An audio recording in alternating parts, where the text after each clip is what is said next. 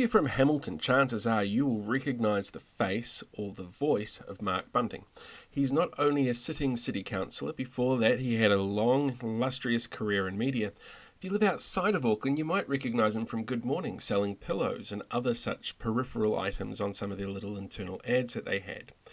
These days as a city councillor, he's got a whole bunch of other things to concern himself with, like trying to get into an adjusting workplace where some people work from home and some don't, how a city council will step up to the plate in terms of a lockdown and what it can do for its people, and the amount of prep time that goes into play between the last one and this one for them and what they learned from it, as well as other little factors like trying to make livable cities for the 21st century and whether or not government reforms are going to actually help that or hinder that. So sit down and have a listen to the conversation. It's absolutely fantastic to see from a local body perspective exactly what changes are out there being proposed and how people react to it. How you been? Great. Well, as great as you can be in lockdown. Yeah. Stuck at home with the family. All the comforts of home and none of the comforts of non-home. Yeah, very much so. Yeah. So pretty lucky. How many hats are you wearing at the moment? Just the three. Just being a dad, obviously. Yeah. City councillor and chair of the community committee, and I've still got my my profiling, my communications course going as well. I've parked the Hamilton app and given that to a friend of mine to hold and to look after. But there just wasn't enough of me to go around, really. So something had to give. In a time like this where you've got a little bit of extra time on your hands, you sort of sit there going, oh, yeah, maybe I should have held on to it? Yeah, I do. But I remember last lockdown, it actually drove me quite mad because you'd find out things on City Council and your Hamilton app news side was going, oh, I want to break this, I want to get this out. Yeah. But of course, being a councillor, you knew that you couldn't and you shouldn't, etc. And so the line, I mean, while I've got a great relationship with council staff, etc., there was always that doubt, being a media guy as well. So, you know what, I just had to make the call and go, not my drama, not my llama, I'm afraid.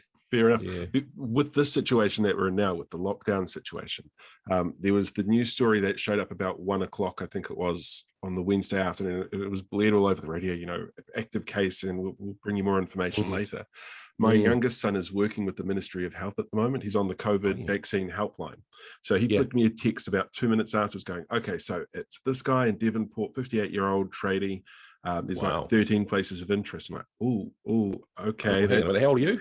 You live up that way, didn't you? Yeah. Well, I'm not quite. No, 41. So a little while to go. But yeah, he's like, oh, these are all the places of interest. And then my bosses have a place in Coromandel. They go to there almost every weekend. And then when he sent me through, it's Coromandel town. I'm like, oh, okay. So I walked into their office and I just sort of pulled the door shut, going, I'm going to leave you guys in here to quarantine for a little bit. I don't want to get with you. But that stayed home and hosted a Bledisloe Cup party that weekend that it was went down. So they were fine. But yeah, it's just, you get that sort of, what can I tell people? When can I break the news? How much can I pass on?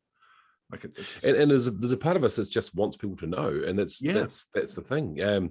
But you've kind of got to wait for the official thing to get out, because I think what we're seeing too, Paul, at the moment is it's not misinformation, but it's just a lack of information. As everyone goes through the right processes to get it out, what it does is it gives the nutters on the other side, or any nutters, legs, gives them opportunity, gives them time to get momentum together and to gather credibility. Yeah, it's when there's questions that they can ask that they start putting in their own answers.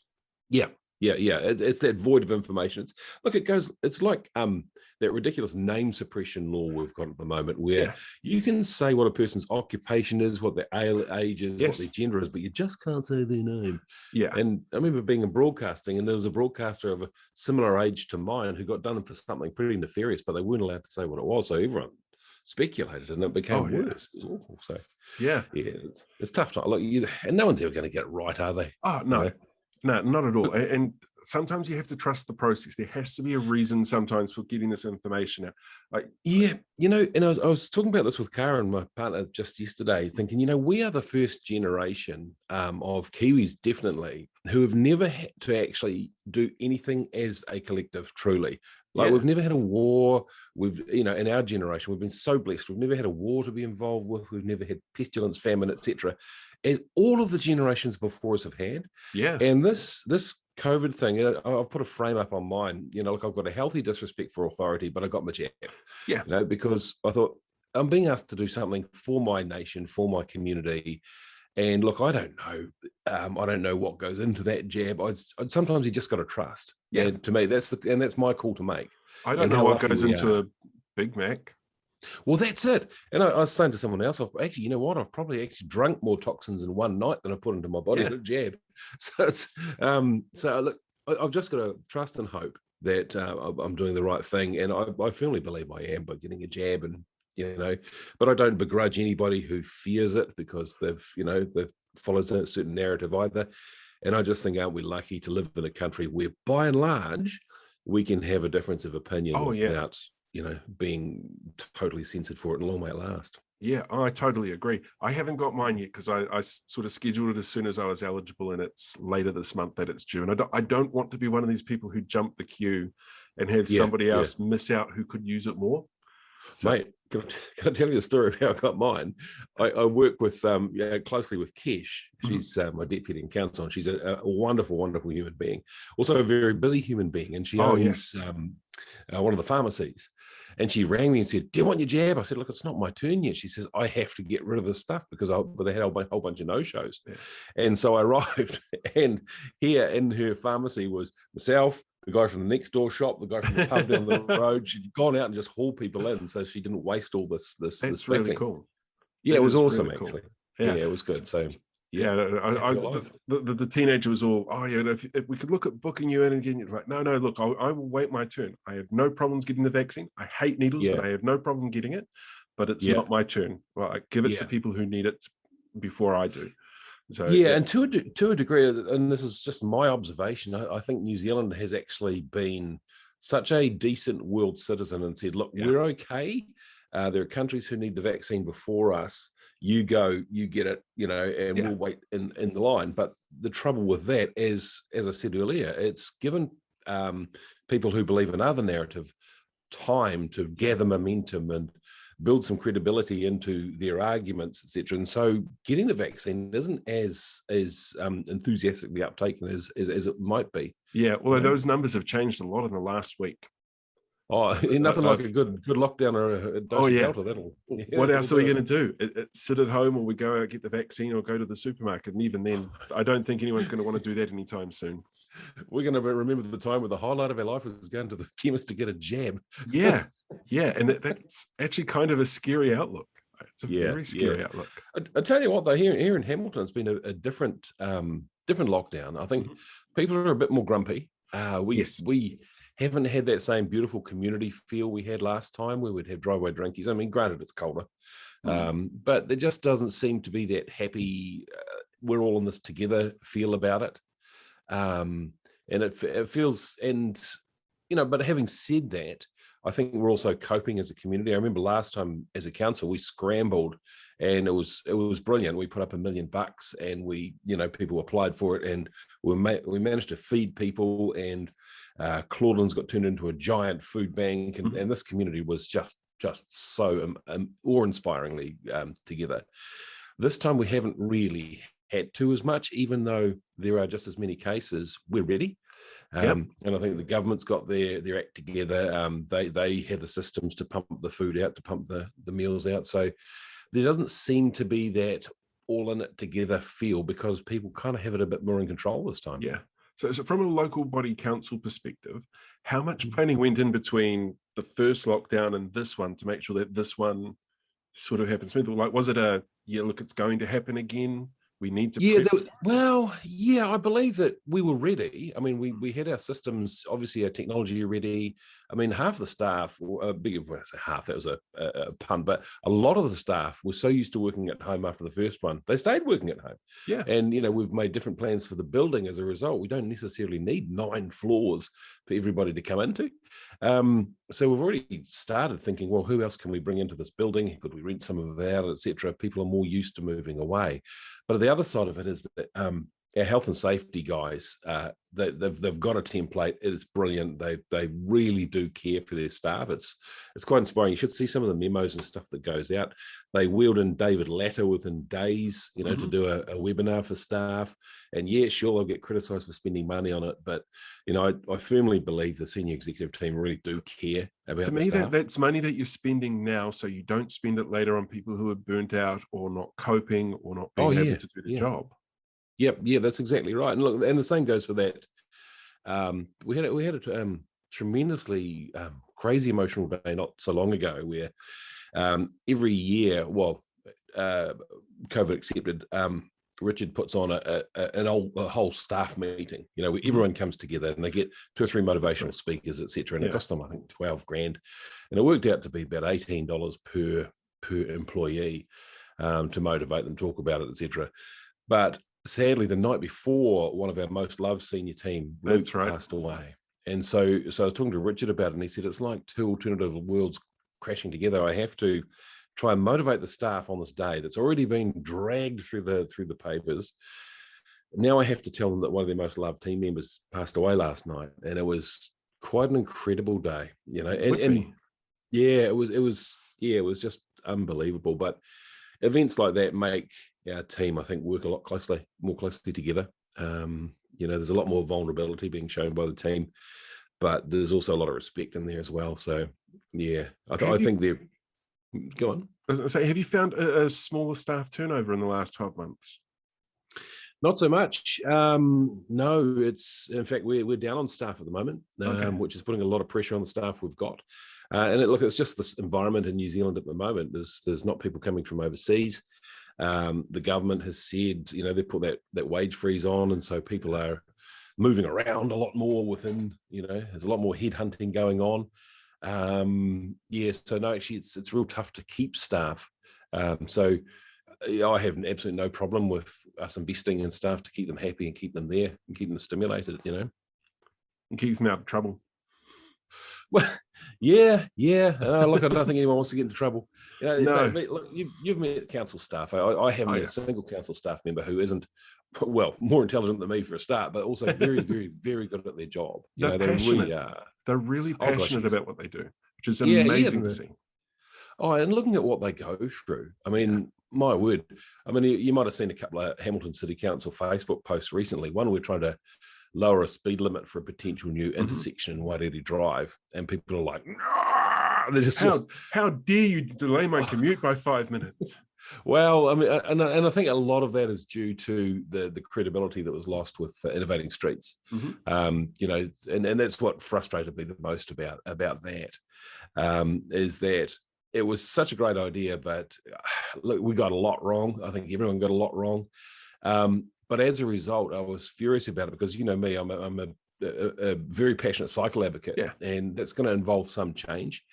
And if we get something wrong, like high profile Ward Street, man, you put one cycle stick in the ground and people are, and unfortunately it all kind of happened about the same time as the Auckland Cycle Bridge announcement came out. And so, wow. So I think we've got to spend a bit of time getting a few things right before we try the more ambitious stuff. So, gosh, I'm taking you on a tangent now. But for example, I don't know if you know. Everyone I've spoken to has gone on tangents. It's brilliant. It's what I love. That's right. Yeah, you're one of those people that says nothing and everyone goes, gee, that guy's a wise guy. It's like he listens a lot. He listens really well. Yeah. But no, look, I will say this about the cycle lanes. I think we've got to go across the green before we go across the grey. It's as simple as that. We put a path in across Mangaiti Park, which is that one that goes by Gordonton Road, and it was kind of a hay paddock beforehand, and it was a real simple thing to put a connection, just a beautiful concrete cycle path right across there, and suddenly it's linked up Huntington to St James to Rotatuna and the likes.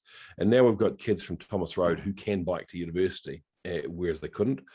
So I believe there's got to be a lot of that sort of path happen before we go across roads and through intersections. And unfortunately, the more, and I think NZTA, Waka Kotahi have this attitude as well, is that cycleways should push people off the road a little bit and make it a little less comfortable to drive, so that they'll go, throw their hands up, I might as well just ride. But until you've got that network in, you can't get people off the road. So I'm a little bit tired of cyclists being used as road cones.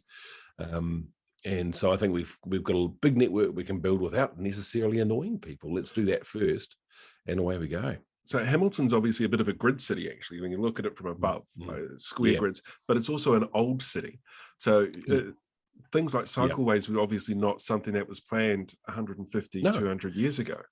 Not at all. But you know, if you look at it from a different perspective, we've got the most beautiful, amazing gully network. Yes. And I know a lot of councillors work very hard to get a lot of money pumped into getting those gullies fixed. I'm saying let's turn them into tracks and cycleways as well, because if you overlaid that over Hamilton, and also with parks and the wonderful green spaces we've got, you've actually got a whole new roadmap. So if you take, and this is my big criticism of our cycling and micromobility plan at the moment, we've got well-meant engineers who have gone, okay, let's build a network, let's go down that street, that street, that street, that street, that street. And it's like, oh, you're just building a road network on top of a road network. What are you doing? You know? So we've just got to be a wee bit more imaginative and clever with what we do, and not try and annoy people along the way. And not annoying people is always a bonus. I don't think it's something you'll ever achieve. No, exactly. And look, it's and if you don't go down that route, it's really hard, because you get the cycle advocates go, well, we should be annoying people, you know, we're not subservient, and they're right. Yeah. But, you know, this is politics. We've got to take people with us. We've got to, and quite simply, we've got to convince people that there is a problem that needs to be solved before you race in and solve it. Yeah. So in terms of how the elected members are handling this sort of lockdown thing, is there anybody that's sort of going, well, you know, we shouldn't be doing this, or we've got to find new ways to get out there and change how we're doing? Because obviously you're the public face of the city. So your leaders and how you respond, but obviously you've also got very different perspectives around that council table. Oh, there are. Yeah, very much so. We try very hard, and something I was very strong on as I came into this election was let's try and disagree without being disagreeable. And I think that's actually taken off a bit. Yeah. People are trying really hard, but you know, look, once the 10-year plan was done and people had sort of got what they wanted across the line, the gloves dropped off a wee bit, and there's a few divisions starting to show. You know, and look, I myself, I've had some tense phone calls with people in higher positions than mine, but we do that offline, and we give each other a good yelling at, and then dust ourselves down and move on. But I think as the election goes on too, you're going to see a bit more of I hate to say it, a left-right split, which is bloody annoying, really, when you I like some left stuff and I like some right stuff. Yeah. So it's, and personally, I think that's where city councillors should be sitting. I think there's no place for party politics in local body. That was the thing I found most interesting when I moved to Auckland, is it's still party politics here. Yeah, it's very much your sort of Labour national divide around the council table, and they're not as hardcore into the party as they are at the national level. So like we've got a Labour, like my local councillor, he's very much a Labour fan, old friends with Jacinda, but he's got more of a green bent to him as well. And so you sort of get a little bit more blending like that. Totally different to what I was used to, though. Like I'm quite used to the way that you guys operate, where it's literally, okay, I know where this person stands, and like they might be a little bit more right wing in their thinking, but they'll at least think about what's happening on the left and take it on board. Yeah, well, look, Andrew King, our previous mayor, was a prime example of that, right? Yeah, exactly. Never saw anyone who had done more for the betterment of Māori. Yeah. And you know, he was really pushing some left wing stuff, and he's a paid up member of the National Party. Oh yeah, but he was doing mayor stuff, and that's what I respect. But at the moment, I'm seeing a fair bit of party politics creeping in, and it worries me a wee bit, because you kind of take your eye off the ball when you're working at a local level, and especially the way things are going at the moment. And you know, I think it is about to hit the fan, especially the Three Waters, because I went to LGNZ, the conference down there, and it was as a first timer, because I've managed to avoid these things because they're notoriously dire. But I went along to this one, and Three Waters was on, and it was at Blenheim, and man, that Marlborough Event Centre is something to write home about. It's amazing, but it was very much I left feeling, hang on a minute, they're expecting local government to not work with the government, but work for the government. Yeah. And that's my problem at the moment, is I think we are doing the government's bidding a little bit. I don't think there's a single council I've seen come out in favour of it. Well, there are a few, and I think they've kind of got trapped in there. You know, because I know, look, Paula's very supportive of it, but you know, and her reasoning is that, look, if we're supportive of it, we'll get a better deal when it happens. I don't necessarily share that point of view. I tend to think, yeah, no, if we act too keen, we're going to get nothing out of this. And at the moment, from what I can see, it's not a great deal, but that's from what I can see. And I'm also suspicious of it getting pushed through, because we're pushing through some ugly stuff on behalf of the government, like the National Positioning Statement on Urban Development, which is a very nice long title. I mean, it's come out and said, right, you shall have density, and you shall have density, and you tell us where you're going to have this density and make it happen. And, you know, by crikey, watch Claudelands, watch Hamilton East, you know. I don't know if you want a 6-story high-rise next to your place, but this is the kind of thing that we're getting saddled with. They've come out and said, with new developments, you do not have to provide car parking. Now, of course, the natural assumption is, okay, we're all going to hop off out of our cars and ride bikes. But that doesn't happen. If you've been down the university area. I live in an area where it's quite common. I park on the street. I've got a garage and I park on the street because I can't get into my garage. Everybody's doing it at the moment. Like, I should have got a shorter car, is what my problem is. But everybody's in the same situation. If you're all parking on the street because you don't have parking there, we've got one of the new housing developments around the corner from here, the big multi-story apartment-y things that the government's doing for the old Housing New Zealand stuff. No car parks. And it's right next to a daycare centre and a kindergarten. Oh, yeah. So what's it like at sort of 8:30 in the morning? Yeah, exactly. Like it's an absolute mission. So, and it's dangerous. It's so dangerous. You've got kiddies this tall trying to make their way through massive boxes of metal. Yeah, exactly. You know, it's bad planning. And again, this is what I keep saying, going back to those cycleways, you know, if you can just get them off the road through the green spaces so it's safe for people to have an alternative network, then you're gonna nip that in the bud a little bit. But let us do that first before you go slamming these rules on us, because they're developers. They'll make as many bed spaces as they possibly can because they need the money. That's what they do. Yeah, you know, absolutely. Scorpion sting, you know. Yeah. And you can't begrudge them of that, especially while the rules allow it. But man, what are we meant to do in the meantime? They're not giving us any money to help us out with our alternative transport. You've given us a pathetic amount through your Waka Kotahi budgets. What, are they just going to magic these things up? Toll roads everywhere. Well, you know what? I don't think that's a bad idea. Didn't Auckland Harbour Bridge paid for itself in about 10 minutes? It was it was same with the Tauranga bypass. It paid itself off really fast. Yeah, and look, I think people are kind of ready for that. You've got to pick and choose which ones you want. You know, and I tell you what, I don't think there's actually anything terribly wrong. If you built a massively glorious cycleway, I don't think many cyclists will complain about a toll cycleway either. Yeah, you know, imagine if there was a safe way, a totally safe, well-lit, beautiful, smooth way to get from, I don't know, Rotatuna to Glenview. You know, you would. I reckon you'd pay. Oh yeah, I think it would. Yeah, you know, and Hamilton being a relatively flat city, it's perfect for cycling. 100%.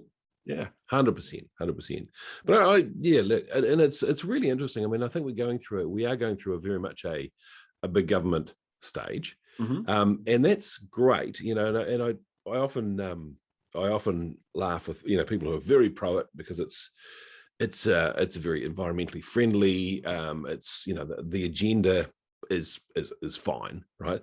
My problem is the fact that it's being pushed through and we're being asked to do the government's bidding.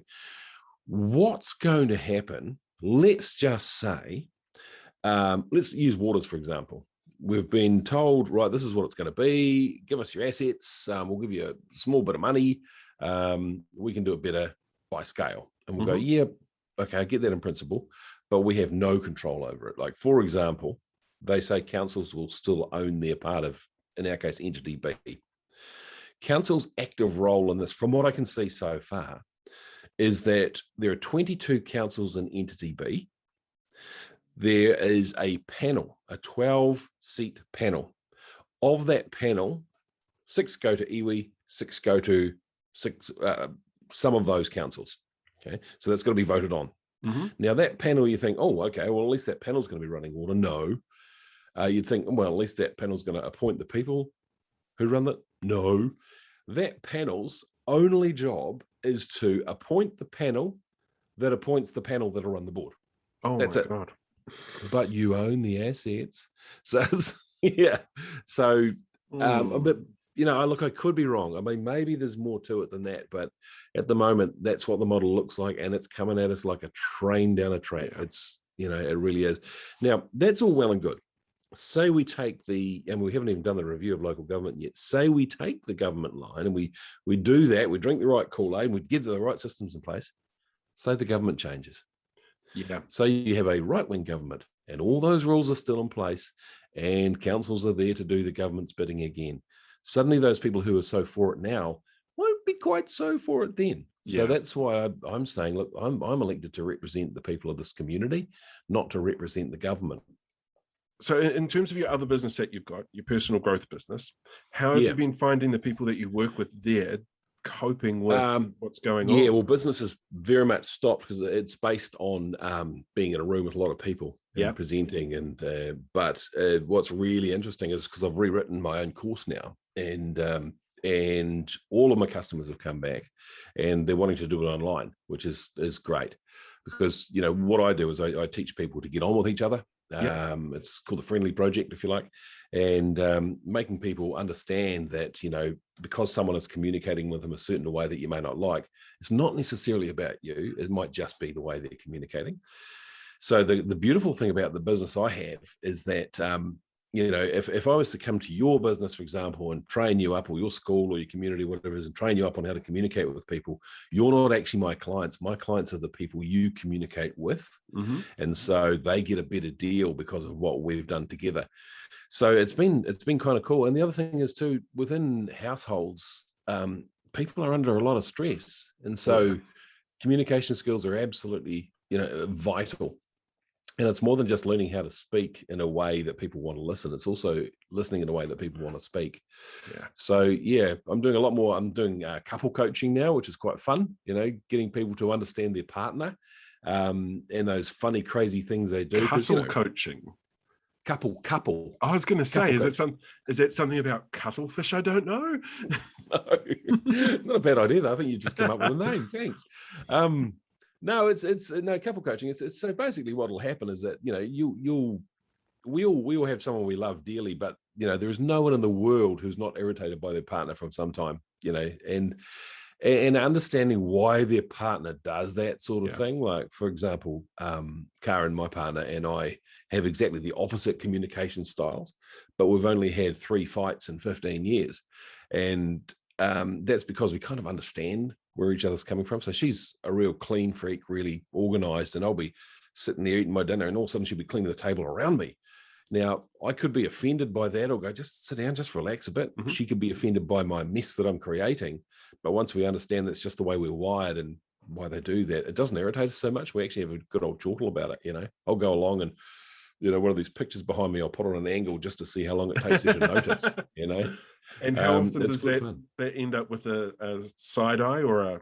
Oh, no, we generally we give each other pure unadulterated death because we know how to tickle each other's hot buttons, but we also know that, you know, our intention is good. So so I'm doing a lot more online with that now, and it's also given me a lot more time to write a lot more stuff, which is great. Although yesterday, the day before yesterday, went to bed, got up, and my Mac, because this is how we met, right, through our love of Apple, was on startup and wouldn't move. And of course, everything was on it. Every single thing was on it. So this is how well New Zealand's functioning. By the end of that very day, because it was a council computer, you know, and I think, right, I must take it off. I must back it up.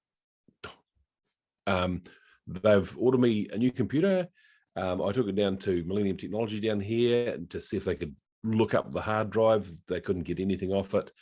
But I managed to get down to JB, bought myself a new computer just in time through the back door with masks on and, tap 3 times on the door and they come out and they place it there and you can take it home. And I've got it up and going again. And fortunately, Apple has what's called Time Machine. Yes, it's an amazing tool. And I would thoroughly recommend it for anybody who has an Apple machine. Yeah. Everything's there. Every single thing was there. I just about cried happy last night. So it was a very emotional day. Yeah. But now, as we speak, I'm backing onto about 40,000 stick drives and putting copies of everything everywhere. Because you just can't be too sure. My Mac that I'd had for 12 years gave up the ghost about 4 months ago. Oh, no, rest in peace. Yeah, like I knew it was coming. It had sort of sputtered a little bit since the beginning of the year. So I went out and bought myself a new big 27-inch iMac, beautiful machine. First thing I did was hard drives, backup, Time Machine set up, do this regularly. I'm not risking losing anything again. Can you imagine having a lockdown 20 years ago? No, this? I would have gone mad. I would have killed my parents. You heard it here first, folks. Yeah. Edit. But, no, you're right. It's and getting back to that COVID thing, it's what I found the last time with COVID, with lockdown, was that, yes, we took it seriously for a start. I mean, here in Hamilton, we're on level 3, also known as level 1 by the looks of things outside. There's that much traffic. It's just ridiculous. I saw the news story, I think it was day before yesterday, where it was, the police say everybody is coordinating well with level 3. Like, not from what I've seen. Up here in level 4, it was still the busiest I'd ever seen the roads for the last 2 weeks. Like it just feels like people are sort of like, but it's still active out there. Yeah. Well, what's interesting about it too is the police's powers are different this time to what they were last time, because it was a national emergency last time, so they had different powers. They can just stop you, to see what you're doing. Here, it's a little more difficult to do so, because one of the wash-ups of the first lockdown, they found that organised crime was just a shocker. It was through the roof. There was so much of it going on under the cloud, the shroud of darkness, as it were. But what I did notice is in our street, it's like I talked about driveway drinkies earlier on. You just do stuff like that. Yeah. And it was really interesting. We live in a cul-de-sac here in Hamilton, and we're sort of the youngest family in the street. So it's an older street. And it was cool. Everyone brought out their deck chairs, and my mate over the road, he was an old Navy guy, and he knows how to drink. So we set it up as a bit of a challenge. We would be first out and last to leave. And so these things, they started off as an hour. The last one started at 2 p.m, and we didn't go until 11 at night. But the great thing was people would come down and you'd gather safely. Mm-hmm. Someone would come up with a plate or something that you'd put it in the middle of the road, and everyone would share off that. And there was a big jigsaw puzzle swap scheme going on, and all that sort of stuff was going on. And we got to know some of the neighbours who I didn't know so well. I was able to talk about council stuff with them a lot. We just discovered each other a whole lot more. And then when it got down to about level 2, all the garage doors closed again. People started going in cars. And I got a letter from one of these ladies complaining about a street light. Goodness me, we just talked for 6 weeks. But everyone had gone back to that, and it was really sad. And all the Foursquare and the hopscotch and everything would chalked on the street, washed off. And we've tried to put Foursquare and chalk back on, but it's it's not quite the same, eh?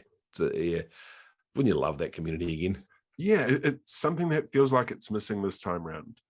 And I think it's because it's a lot more sudden, and we don't know what's happening week to week anymore. That's a good point. We were told beforehand, look, you got 5 weeks of this. Whereas this time it's around, we'll review every 2 weeks and see what's happening. Yeah. And I get the need for a difference, because obviously Delta works differently.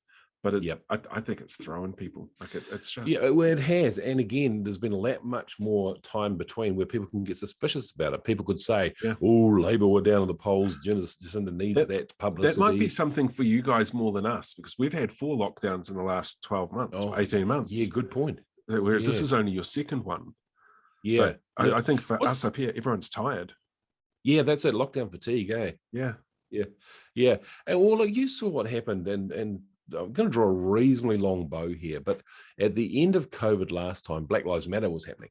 Yes. And and there was a big, and this is when the whole Captain Hamilton statue happened. Yeah. That the very simple fact is people came out of COVID in a pretty bad mood. Yeah, they did. You know, and that kind of stuff may not have happened at any other time of life. And, you know, of course, there would have been a Black Lives Matter march, etc., etc., etc. But the fact that someone was going to come charging at this statue with a forklift truck and rip it out of the ground, you know, you might not have pulled that stunt had there not been that much tension out there in the community. So we've got to be really careful, especially at a local government level, that we don't try to anything too radical at this point, that we don't poke the beehive, because you've got to read the tension out there. There's a lot of pain, a lot of people are hurting, you know, and there's a lot of fear as well. Yeah. So I think the job is just to sort of keep calm and carry on. As an elected official, do you find it really hard to keep a calm veneer at times? Like when you're dealing with people who are obviously upset or stressed or angry? Yeah. You tell you what, you develop a thicker skin, you know, and you know, like I've been doing this will be my 5th year now, and you know, coming from broadcasting background, this is the interesting thing. Coming from broadcasting where profile's high anyway, you get used to the trappings of profile, you know, and I see a lot of newer politicians coming in, and all of a sudden people are talking about them, people are seeing them in the paper, and they kind of get a bit excited about that and wobble a wee bit. To me, it's like, well, okay, names in the paper.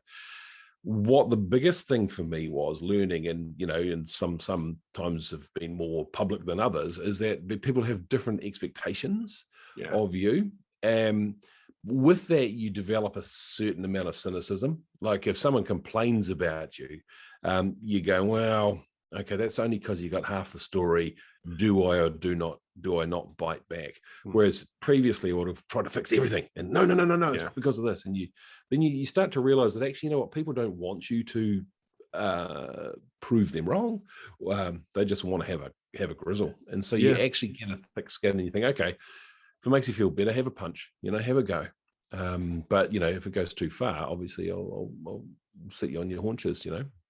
Have you found, because there was obviously a big shift as well with who was on council at the last term, it was a lot younger, a lot more women ended up around the table. Have you noticed a change from the voters' perspective, or the feedback that you're getting about how they approach council now? For the first half, for the first half, it was just magnificent. You know, everyone loved this council. It's the best council ever, etc., etc., etc. You notice now it's got back to being mean again. And it's, you know, like Ward Street was the prime example. You know, there's some really nasty stuff that flew around there. I saw that, ridiculous. Yeah. And I think that might have been a bit of a turning point. And like I was saying earlier on about the Wairiri Drive thing, you know, normally if you're going to slow a speed limit down in a reasonably an area that's probably not going to make a heck of a lot of difference in people's lives, people go, oh, okay, whatever. And they may not respond. But now it's like, what are you doing? You're wasting our money, etc. You know? If it was, so you know, Ward Street, anger is back. Ward Street for me, like the end of Ward Street next to Victoria Street. If you drop that speed limit down to 5k from 10, no one's going to care. But middle of Wairiri, which feels like a big artery. Yeah, it's I've got to get to the base as fast as I can, kind of mentality. I must. I'll be 20 seconds older. Ooh. Yeah. And what's really interesting, Paul, too, is like Claudelands Bridge is a prime example. Because, you know, I was kind of leading that one, but, you know, I wasn't alone, but got that through just before elections. And everyone said to me, what are you doing just before elections? Oh my God. I said, no, this is the right thing to do. It's got to be done. So we put the speed bumps in and changed it around quite a bit. But it's only now that people are starting to get cross about it. It was starting to really say, what a waste of money. No one went in, there was not a single peep. Yeah. And it's only now that after the Ward Street thing and, you know, a couple of snafus like that people want to suddenly, what do you call it? Retrospectively have a crack at you. Yeah. You know, and it's, I'm thinking, well, okay, have a go. But, you know, it's the biggest problem I had with that Claudelands Bridge change was because I don't get to Hamilton as much as I would like to anymore. Every time I've been there, it's been flooded underneath the overbridge on the Hamilton East side of things. Oh, yeah. And for me, it would have been I'd prefer that to have been fixed before you put in a bike lane and then send people on bikes through giant puddles. But other than that, I can't say I've had any complaints about it. Yeah. I just don't want people to drown. The interesting thing is, Oh, totally. Look, I was having or some people were having a crack at me on LinkedIn the other day about it, and we're busy saying, "Wow, how much is the council going to pay for all the suspension that's going to get ruined and all this stuff?" And I thought, well, I haven't heard a single case of anyone's suspension is going to get ruined. No, The because they're average time tiny little across that, bumps. tiny little bumps, yeah, exactly. And I really don't know, but I just put the question straight back to them and said, look, okay, well, put yourself in my shoes. You got a bunch of cyclists who want to get from that side to this side. Mm-hmm. We've got one cycle lane across one of our 6 bridges, and that's in Phuket. Yep. What's your idea, fella? How would you do it? And the 2 responses came back was, well, I would tell cyclists to push their bikes across the bridge. And the other one was, let's just put it back and let them fend with cars, because cars go slowly anyway. So No, they don't. No, exactly. And so it's, I don't know what it is, but look, once the bridge, hopefully this cycle pedestrian bridge goes in down by the museum, that's going to change a lot anyway, and it'll take the heat off. And yeah, maybe you take the judderbows out then and make it a car one, but in the meantime, there has to be a small bit of inconvenience, and it's as small as you could possibly make it, because what other bridge could you do it on? But but only now, it's getting back to that point, only now are people angrier than they ever would be. Do you think that that's partly pent up as well, because they get to sit at home for so long, and suddenly their brain's ticking over and going, this annoyed me before this happened.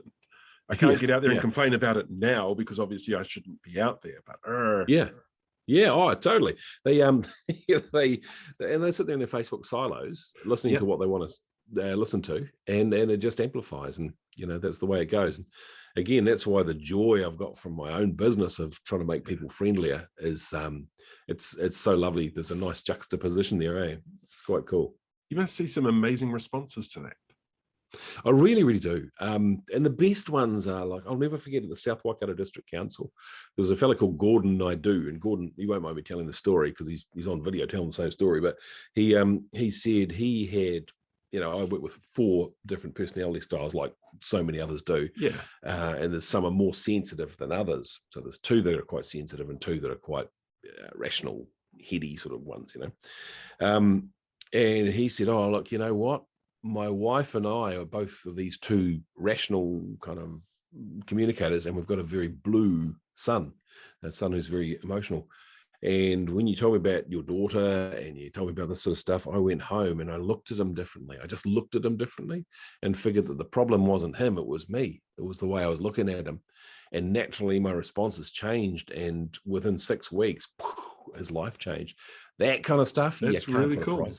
It's neat. It's really neat, It's and it's just it's a no harm way of doing stuff. It's really cool. And it makes me feel like I'm actually doing something. That's cool. You need that feeling sometimes. You sure do, mate, which is why you're back on. All right, last question for you then. Sure, mate. What advice do you give to people to get them through something like COVID and lockdowns? Best advice you can give people? Just oh, crikey, that's a real hard one. And to be honest, most of the feedback I've had from everyone's been very similar. It is tough. I think, and probably the answer you get from everybody is pretty similar too, is actually just enjoy what you can, live in the moment while you can, and accept what you can't do in the time being. And now we've been given time. We won't get this time again. We won't get this much time again. The machine will find ways of making us work if we get locked down even more. Oh, I know the feeling. Yeah, mate, it was awful last time. Zoom came up just at the same time as the last COVID did, and all of a sudden, I had Paula Southgate in my office, and I couldn't get rid of her. Yeah, During normal times, you can walk away. Yeah, but no. So just enjoy it. Just make the changes you need to change. Come out of it like you've been on a big holiday, and. Mike King put it well. He said this is a really good opportunity for people to form bonds with their families. Yeah, that they didn't have beforehand. And you don't necessarily have to be stressed about it. You can actually go and play hopscotch. You can go and do Foursquare. You can do ridiculous stuff. But do all the fun things. That's all. I wish you give me pre-warning about that question. That's a hard one. It wasn't a gotcha question. It was more just an on-the-spot question. Yeah. No, I think just look at things through different eyes. Yeah. Good advice. Very good advice. Thank you very much for that. I want to thank Mark Bunting for giving me a hand with this particular episode. I've actually held off putting it out because I realise he's had a bit of a rough week or so with a bit of a family tragedy in place, which is why I've pulled the video back a little bit. For me, it is fantastic to be able to sit down and talk to elected officials. For me as well, though, local body stuff is just as important, if not more fascinating than some of the central stuff, because you can see the central stuff every night on the news, but the local body stuff is what impacts you on a day-to-day basis, and I honestly don't think voters realise that. It's why such big changes like electoral reform and the 3 waters reforms that are being suggested are absolutely huge game changers that people need to get more involved in. If you want to learn more about those, you can do some research, or, and this is a bit of a teaser, keep an eye out for things that I'm going to be producing a little bit later on, because there is more to do with that, but I will tell you about that at another stage. In the meantime, don't forget to like, share and subscribe to this video and this channel, and feel free to leave a comment down below. I'd love to hear back from you. Thanks a lot. Until next time.